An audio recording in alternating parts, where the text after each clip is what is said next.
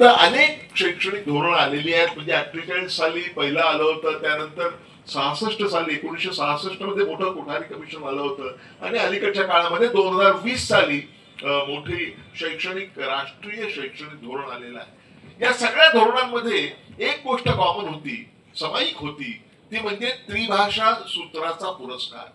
कित्येक लोकांना असं वाटतं की त्रिभाषा सूत्र लादण्याचा प्रयत्न आता होतोय. मी तुम्हाला सांगतो की पहिल्यापासून ते लागू झालेलं आहे आणि इतकी वर्ष चालू आहे. त्यामुळे हे नव्यानं लादण्याचा प्रयत्न आहे, असा जो खोटा प्रचार चाललेला आहे त्याला तुम्ही बळी पडू नका.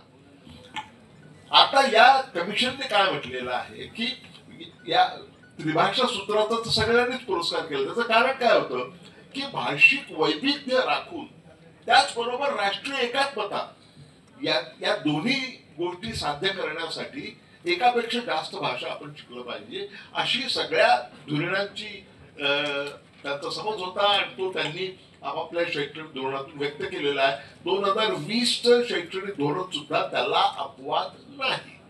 आता हे धोरण ज्यावेळी 2020 साली आलं त्यावेळी प्रत्येक राज्यानं आपापल्या परीनं ते धोरण कसं काय स्वीकारता येईल आणि त्याची अंमलबजावणी आपापल्या राज्यामध्ये कशी करता येईल यासाठी समितीची निर्मिती केली.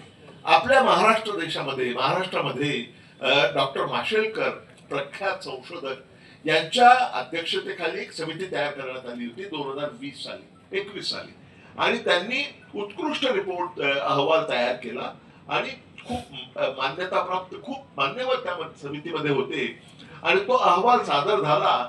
तो अहवाल अतिशय उत्तम आहे, त्याबद्दल माझी काही तक्रार नाही. मात्र त्यामध्ये जो भाषेबद्दलचा भाग आहे तो सगळ्या या गोष्टीला कारणीभूत ठरलेला आहे. कारण माशेलकर समितीने 2021च्या आपल्या अहवालामध्ये अशी शिफारस केलेली आहे की महाराष्ट्रामध्ये 3 भाषा इयत्ता पहिली पासून, लक्षात घ्या, इयत्ता पहिली पासून मराठी, इंग्लिश आणि हिंदी अशा 3ही भाषा इयत्ता पहिली पासून 12वी पर्यंत लागू कराव्यात, ही शिफारस डॉक्टर माशेलकर समितीने केलेली आहे. आणि आता सध्याची टीका होते या समितीवर, ती टीका खरं म्हणजे माशेलकर समितीच्या विरुद्ध असली पाहिजे, कारण त्यांनी इयत्ता पहिली पासून 3 भाषांचा आग्रह धरला होता. त्या अहवालावर काहीच ऍक्शन घेण्यात आली नाही. 2021 साली तो अहवाल आला, तसा धुळकात पडून राहिला, त्याच्यावर कुठेही काही चर्चा झाली नाही. त्यानंतर 2025 साली ज्यावेळी विद्यमान माननीय मुख्यमंत्र्यांनी त्याचं अंमलबजावणी करण्याचा प्रयत्न केला त्यावेळी मात्र खूप गदारोळ झाला आणि सर्वत्र प्रचंड टीका झाली की 3 भाषा तुम्ही लादता आहात, हिंदी तुम्ही लादता आहात. सध्या काय परिस्थिती आहे ती लक्षात घ्या तुम्ही. सध्या त्या अहवालाच्या पूर्वी सध्या परिस्थिती अशी आहे की पहिली मराठी माध्यमाच्या शाळांमध्ये मराठी पहिली पासून आवश्यक आहे 10वी पर्यंत, 11वीला त्याला ऑप्शन दिला जातो. इंग्लिश पहिली पासून 12वी पर्यंत कंपल्सरी आहे आणि हिंदी आज मितीला सुद्धा 5वी पासून अनिवार्य आहे.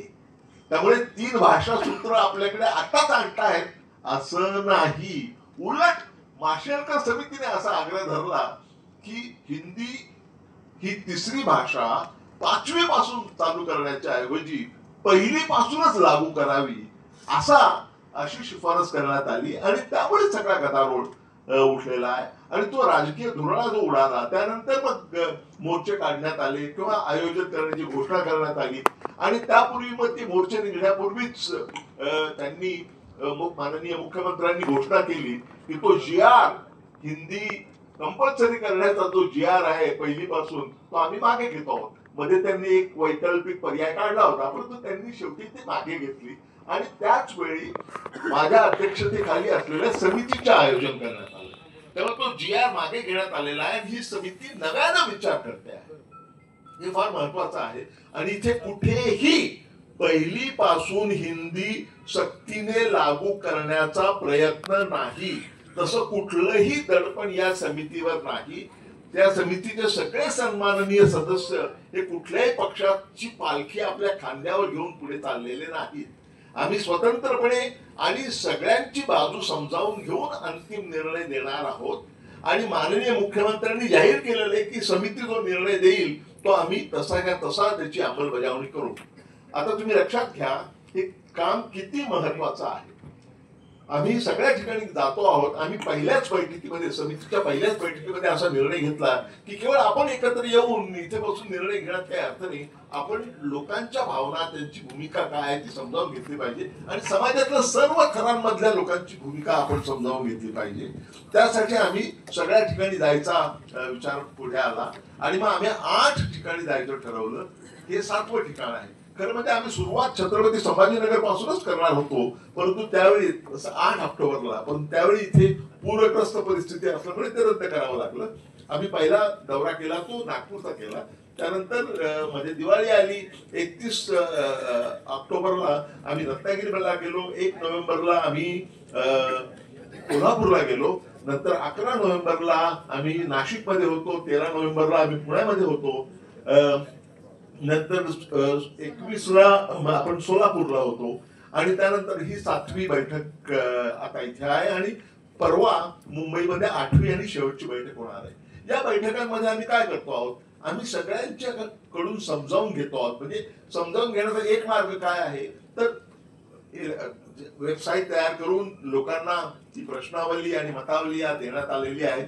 प्रश्नावली आणि मतावलीमध्ये फरक एवढाच आहे की प्रश्नावलीमध्ये मल्टिपल चॉईस टाईप प्रश्न आहेत, त्याच्यावरती तुम्हाला खुणा करून द्यायच्या आहेत, त्यामुळे त्याला काही वेळ लागत नाही. पुढची तज्ञ मंडळी आहे, ज्या संघटना आहेत, पालक संघटना असतील, शिक्षक संघटना असतील, सामाजिक संघटना असतील, राजकीय पक्ष असतील, या सगळ्यांनी ज्यांना आवश्यक वाटतं त्यांनी ती मतावली भरून द्यावी. ज्यांना विस्तृत उत्तर द्यायची आहेत त्यांच्यासाठी खास मतावलीचं आयोजन करण्यात आलेलं आहे. आणि हा सगळा अतिशय महत्वाचा डेटा आम्ही एकत्र करतो आहोत आणि हा डेटा याचं विश्लेषण करून त्यातून जे बाहेर येईल ते लक्षात घेऊन सगळे तज्ञ मंडळी आम्ही बसून त्यावरती अंतिम निर्णय घेणार आहोत. आणि ती प्रक्रिया आता चालू आहे आणि आताच डोरलीकरांनी सांगितलं त्याप्रमाणे अफाट प्रतिसाद मिळतो आहे. आणि आम्ही ज्या 7ही ठिकाणी आतापर्यंत गेलो तिथे अत्यंत उत्तम प्रतिसाद मिळाला. प्रत्येकाला आम्ही बोलण्याची संधी दिली. थोडक्यात का होईना पण प्रत्येकाला आपलं म्हणणं मांडता आलं. त्यांनी प्रश्नावली भरून दिलेल्या आहेत. काही लोकांनी वेबसाईट वरती जाऊन त्या प्रश्नावली भरलेल्या आहेत. ज्यांना मतावली भरायची आहे त्या मतावली त्यांनी भरलेल्या आहेत आणि ते सगळं विश्लेषण करण्याचं काम चालू आहे. मला असं वाटतं की या सगळ्या साखळीमध्ये इथे येणं हे फार महत्वाचं होतं संभाजीनगरमध्ये. त्याचं कारण असं आहे की संभाजीनगरमध्ये 4 या डिव्हिजन मध्ये 8 जिल्हे आहेत. त्यापैकी 4 जिल्हे तरी आम्ही कव्हर करणार आहोत. 4 जिल्ह्यातून अनेकांना इथे बोलावलेलं आहे आणि आज दुपारी 3:30 वाजेपासून पुढे आम्ही ऑनलाईन इतरांचे संवाद साधणार आहोत. जे 4 जिल्हे आहेत, ज्या लोकांना लांबून इथे येणं शक्य होत नाही किंवा झालेलं नाही, त्यांच्यासाठी आम्ही ऑनलाईन त्यांच्याशी संवाद साधणार आहोत. अशा प्रकारे आम्ही अक्षरशः हजारो लोकांशी संवाद साधलेला आहे आणि साधतो आहोत. आणि म्हणूनच आज जो उत्तम प्रतिसाद मिळालेला आहे त्याचं मला अतिशय मनापासून आनंद वाटतो आणि ऑर्गनायझेशनचं कौतुक करावं तेवढं थोडंच आहे. आता इथे शेवटचा पुन्हा एकदा मी तुम्हाला सांगतो आहे की हिंदीला पर्याय एक प्रश्न तिथे असा आहे की हिंदी कितव्या इयत्तेपासून चालू करावी. तिथे पर्याय जे दिलेले आहेत त्यात 3री पासून 6वी 5वी पासून 6वी पासून असे पर्याय आहेत. आणि शेवटचा पर्याय काय तुम्ही पहा, कधीच नको. म्हणजे ज्यांना हिंदी अजिबातच नको असेल त्यांच्यासाठी सुद्धा पर्याय दिलेला आहे. म्हणजे तुमच्यावर सोपवलेला आहे. तुमच्या सद्सद विवेक बुद्धीला समोर ठेवून तुम्हाला याची उत्तरं द्यायची आहेत आणि तुम्ही जे उत्तरं द्याल त्या विश्लेषणावर आधारित आम्ही अहवाल सादर करणार आहोत. आम्हाला सगळ्या ठिकाणी असा अनुभव आलेला आहे. प्रत्येक ठिकाणी आजवर जिथे जिथे आम्ही गेलो तिथे त्या सगळ्यांना हा प्रयत्न फार भावलेला आहे आणि प्रत्येक ठिकाणी आम्हाला ऐकायला मिळालं की सरकारने प्रत्येक वेळी मोठं पाऊल उचलताना मोठा मोठा धोरणात्मक निर्णय जाहीर करण्यापूर्वी लोकांच्या भावना भूमिका समजावून घेण्याचं काम केलं पाहिजे. आणि आज आपण तेच नेमकं करतो आहोत. हे काम प्रत्येक पॉलिसीच्या वेळी झालं पाहिजे अशा प्रकारची भूमिका इतरत्र मांडण्यात आली. आणि आज मगाशी सांगण्यात आलं त्याप्रमाणे अतिशय पुण्यपावन अशा दिवशी आपण हा कार्यक्रम इथे घेतलेला आहे संविधान दिनाच्या निमित्तानं आणि संविधान दिनाच्या दिवशी. आणि हे सगळं आपण जे करतो आहोत ते संविधानाची जी मूलभूत धारणा आहे त्या धारणेशी संपूर्णपणे सुसंगत आहे. संविधानाची निर्मिती होत असताना ज्यावेळी तुम्हाला माहित नसेल तर सांगतो 2.5 तास संविधान सभेमध्ये वाद झाला होता की परमेश्वराच्या नावाने आपण सुरू करायचं का, प्रियांबलची सुरुवात परमेश्वरात पासून सुरू करायची का, याच्यावरती 2.5 तास वाद झाला. काही जणांनी असंही म्हटलं होतं की महात्मा गांधी आणि परमेश्वर, काहींनी मग वेगवेगळ्या ईश्वरांच्या नावाने आपण केलं पाहिजे असं. परंतु शेवटी काय झालं ते पहा की त्याचा समन्वय साधताना डॉक्टर बाबासाहेब आंबेडकरांनी भूमिका घेतली की हे संविधान वी द पीपल, आपण भारत देशाचे लोक हे तयार करून आपण स्वतःला अर्पण करत आहोत. आणि तीच भावना तीच भूमिका घेऊन आजच्या या संविधान दिनाच्या दिवशी संभाजीनगरच्या सुजाण नागरिकांशी संवाद आम्ही साधतो आहोत. याचा मला अतिशय मनापासून आनंद वाटतो. आपण संवादाला सुरुवात करूया.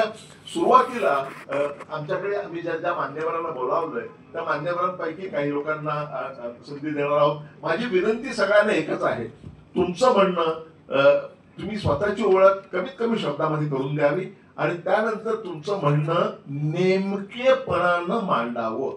अनेक प्रश्न यामध्ये आहेत. पहिला प्रश्न म्हणजे तिसरी भाषा हिंदी असावी का, असल्यास कितव्या इयत्तेपासून शिकवावी, इथपासून अनेक प्रश्न प्रश्नावलीमध्ये आहेत. उदाहरणार्थ आपले विद्यार्थी लिहितात उत्तम, इंग्रजी उत्तम लिहितात, प्रत्यक्ष सादरीकरणाची वेळ आली की ते मागे पडतात आणि त्यामुळे राष्ट्रीय परीक्षांमध्ये किंवा इतर कॉम्पिटेटिव्ह एक्झाम्स मध्ये म्हणावं तसं यश मिळत नाही. हुशारी नसते असं नाही, परंतु ते स्वातंत्र्य त्यांना ती अभिव्यक्ती करता येत नाही. म्हणूनच इंग्रजीमध्ये विशेषतः 9वी 10वी 11वी 12वीला सादरीकरणाच्यासाठी अधिक तास असावेत का. त्याचबरोबर दुसरा एक इश्यू असा आहे की भाषिक याच्यामध्ये आपण अडकून पडलेलो आहोत. इथेच पुढे जाताना तंत्रज्ञान गेल्या 3 वर्षामध्ये किंवा 5 वर्षामध्ये तंत्रज्ञानामध्ये विलक्षण झपाट्याने बदल होत आहेत आणि सगळी व्यवस्था बदलून जात आहे. 3 वर्षापूर्वी ChatGPT काय कोणाला माहिती नव्हतं, आर्टिफिशियल इंटेलिजन्स काय हे 5 वर्षापूर्वी कोणाला माहिती नव्हतं, परंतु ते आपलं जीवन बदलून टाकतंय. मला असं वाटतं की या सगळ्याचं प्रतिबिंब आपल्या शिक्षणामध्ये पडलं पाहिजे. ते कशा प्रकारे पडलं पाहिजे, एखादी संगणकीय भाषा आपल्याला ऍड करता येईल का किंवा कशा प्रकारे त्याचं प्रतिबिंब पडले पाहिजे, अशा प्रकारचे प्रश्न सुद्धा आहेत. त्यामुळे या सगळ्या प्रश्नांची उत्तर आपल्याला द्यायची आहेत. तुम्हाला ज्या प्रश्नांची उत्तर देणं व्यक्ती म्हणून, सुजाण नागरिक म्हणून, पालक म्हणून किंवा कुठल्याही संस्थेचे पदाधिकारी म्हणून तुमच्या वेगवेगळ्या भूमिकातून तुम्हाला नेमकेपणानं त्याची उत्तर द्यायची आहेत. तर आपण सुरू करूया. डॉक्टर अपर्णा मॉरिस नाव जाहीर करतील त्या व्यक्तीने उठून माईक त्यांना पुरवण्याचं काम करावं. दोन माईक ठेवा. ओके, धन्यवाद.